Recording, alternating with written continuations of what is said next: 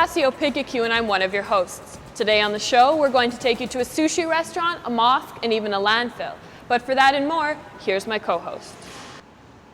Hey, what's up? I'm Chris Anachkite, and I'm your guy on the street. Today we'll be looking at skateboarding, vandalism, and how to turn those plastics into cash. Plus, your daily taste of sports and fashion. So stay tuned because we have our eyes on the street.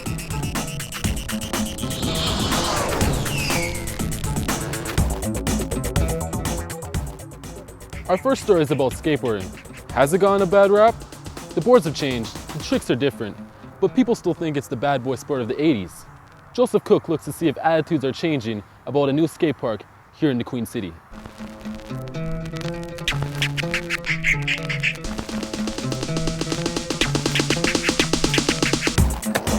Over the years, skateboarding has gotten a bad rap, and many say it's dangerous. There are 2 skate parks in the city, but it's banned everywhere else. Corey Reynoldson says skateboarding doesn't deserve its outlaw image. He says the sport has turned his life around. And if I would have had a skate park to go to when I was probably like 8 and stuff like that, I wouldn't have gotten into drugs and screwed my life up the way I did, so it's a good thing for kids to have. Statement there. To help get those kids off the street, the city will build a new park near the Science Center. Patricia Elliott welcomes it and has a message for people who oppose the new park. And it's hard to square it with the stereotype in my mind. I'm sure they're not angels, but they're certainly not drug dealers or purse snatchers or anything like that. Noel Wendt is the president of Skate Regina.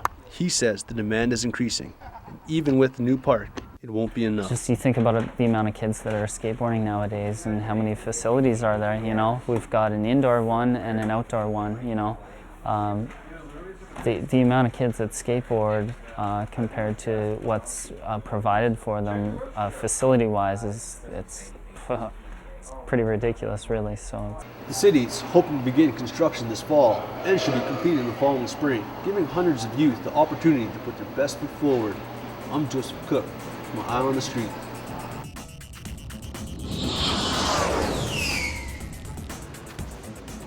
Great story, Joe. Looks like skateboarding is becoming more popular.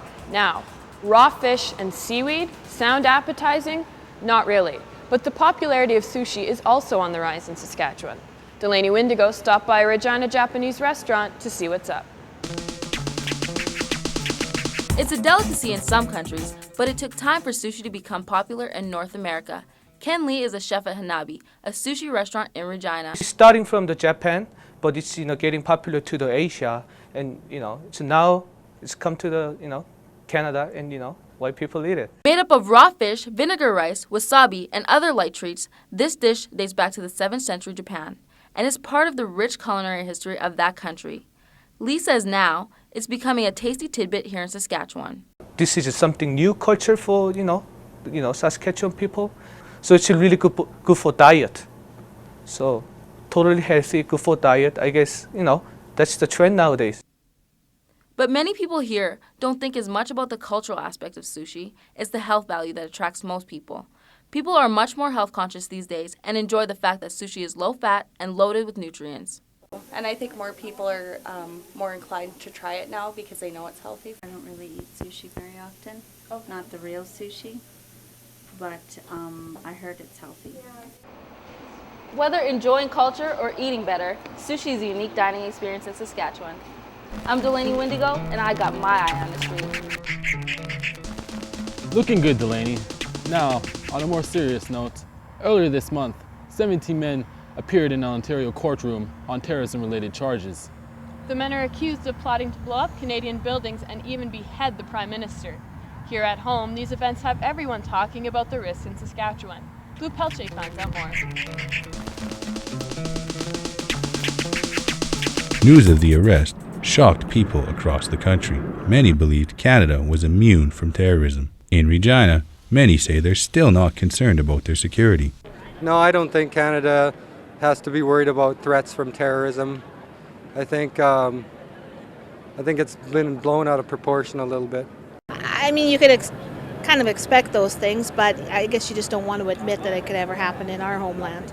There's a threat of terrorism everywhere, I imagine, not to the extent of Toronto because it's so publicly recognized around the world. but there's definitely some concern, I'm sure, among a lot of the community members. Kashif Ahmed is concerned. Ahmed is the communications director for the Muslims of Peace and Justice, an advocacy group here in Regina. For him, the events hit too close to home. Regina, it's impacted us in the sense that we have done a lot to build bridges with the local communities, but every 2 steps we take forward, events like this send us 10 steps back. He says terrorism is not part of the Islamic faith, even though the two are often linked. While Islam, first of all, unequivocally condemns any act of terrorism, it goes against the letter and the spirit of the teachings of the Quran, which is the holy Muslim scripture. Ahmed believes Canadian authorities have handled this internal security threat appropriately, and says security inside of our own borders is everyone's concern. It's in the best interest of the Muslim community to be secure, because if Canada is secure, then the Muslim community is also secure. What shocked many was that several of those arrested were under the age of 18. Kashif Ahmed says that here in Regina, they're implementing programs to help youth stay attached to their faith and not get recruited by outside fundamentalists. With my eyes on the street, I'm Blue Pelche.